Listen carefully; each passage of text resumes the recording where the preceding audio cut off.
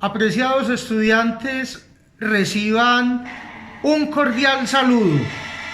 Hemos estado hablando en diversos momentos de algunas generalidades de las Sagradas Escrituras. Recordemos que a lo largo de un poco más de 1000 años ha sido consolidado por escrito la Sagrada Escritura. Antes estaba la tradición oral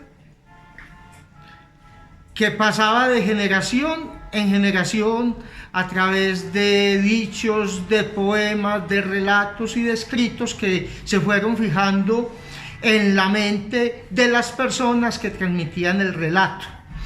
Y esto, tradición oral y tradición escrita, acentuado en la sucesión de hechos y de sucesos, que son los hechos y sucesos que se pasan de modo oral o se transmiten de modo oral o se plasman por escrito.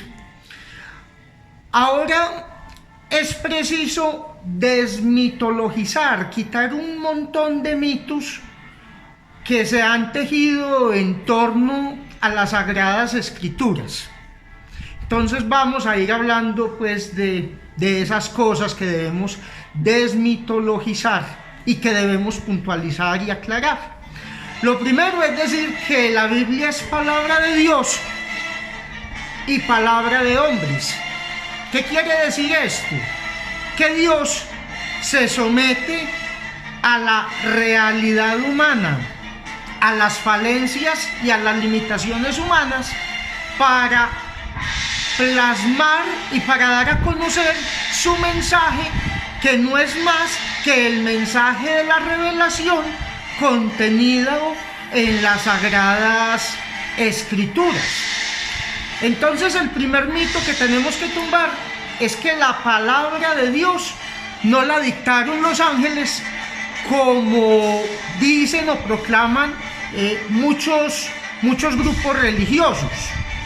No tendría sentido, puesto que sería más fácil, mientras que los ángeles se ponen a dictarle eso a unos seres humanos, que ellos mismos bajaran del cielo con la Biblia impresa y empezaran a repartirla. Entonces, ese mito se cae. Tenemos que decir, por el contrario, que la Biblia en su totalidad es obra de Dios y en su totalidad es obra humana.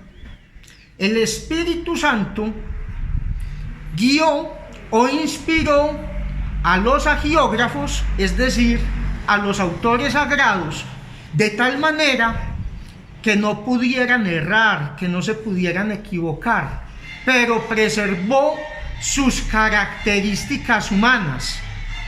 Es decir, no se alteran las características de las personas o de los seres humanos que plasmaron el mensaje de la palabra de Dios, que escribieron la palabra de Dios.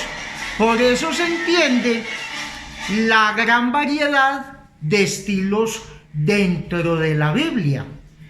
Por ejemplo, el estilo de los escritos del Evangelio según San Juan es un estilo muy diferente a los del autor del Evangelio según San Mateo. O el Evangelio de Mateo es muy distinto al estilo de escritura de los Salmos. O es muy distinto el libro de la sabiduría al estilo de escritura del libro del Apocalipsis, y así por el estilo. Esto nos lleva a tumbar un segundo mito.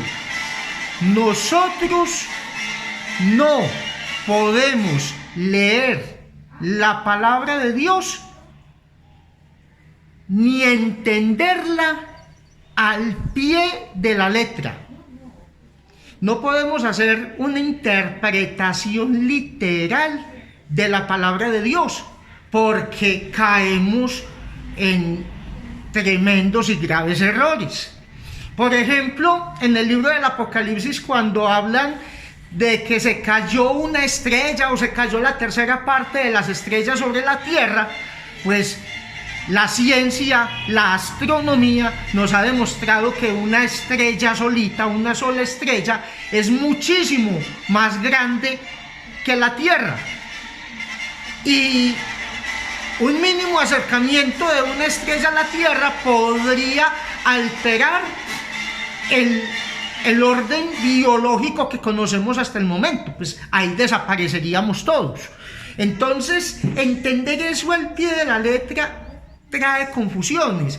Es como si a una persona su novio o su novia le dijera peluchito, mi osito, mi corazoncito, mi bebecito. Pues usted sabe que a los 20 y pico, 30 y pico de años usted no es un bebecito, y que usted es un ser humano y no es un peluchito ni un osito. Es simplemente un lenguaje metafórico para indicar un grado de afecto y cierta cercanía para con usted.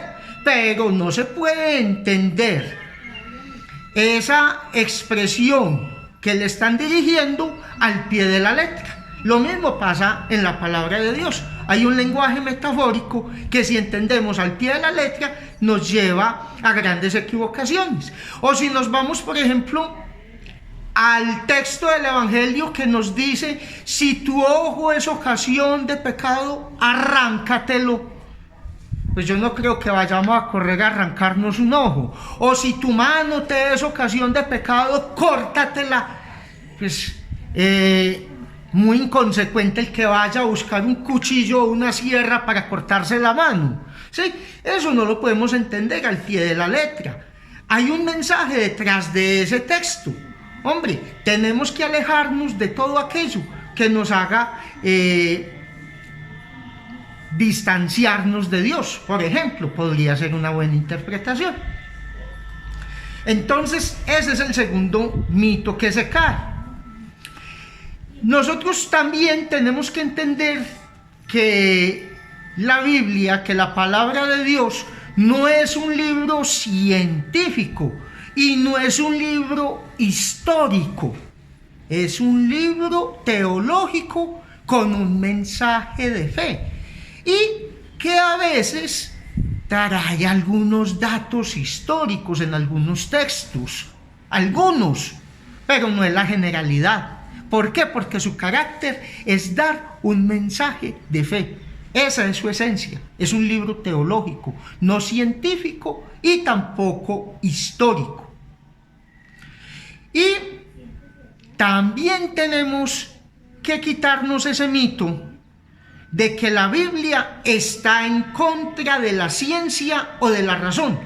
Todo lo contrario.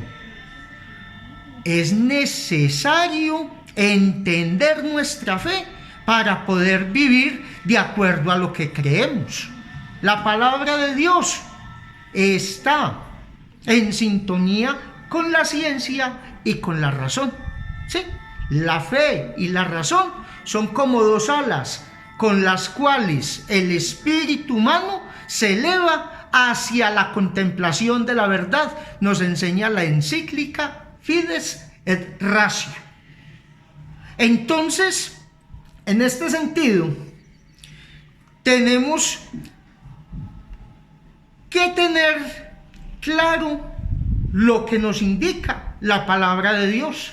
Tampoco podemos imaginar a los autores sagrados escribiendo lo que el Espíritu Santo les iba soplando al oído, cuchicheando al oído.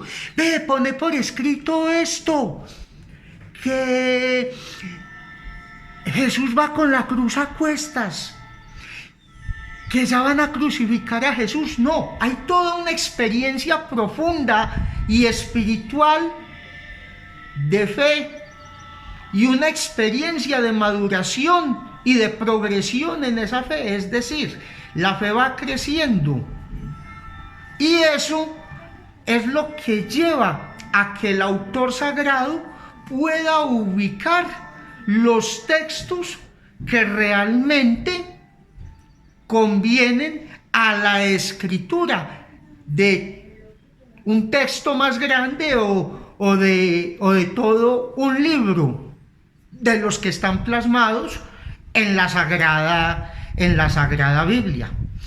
Y por último, terminemos diciendo que hay una unidad entre testamentos. Recordemos, la palabra de Dios tiene dos grandes apartados, Antiguo y Nuevo Testamento.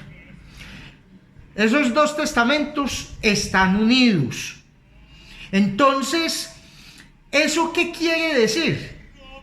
Que el Nuevo Testamento está latente en el Antiguo y el Antiguo Testamento está patente en el Nuevo. No son dos cosas distintas, dos realidades distintas. Hay una unidad entre ambos testamentos. Son un conjunto unitario, están conectados y ambos expresan la palabra de Dios.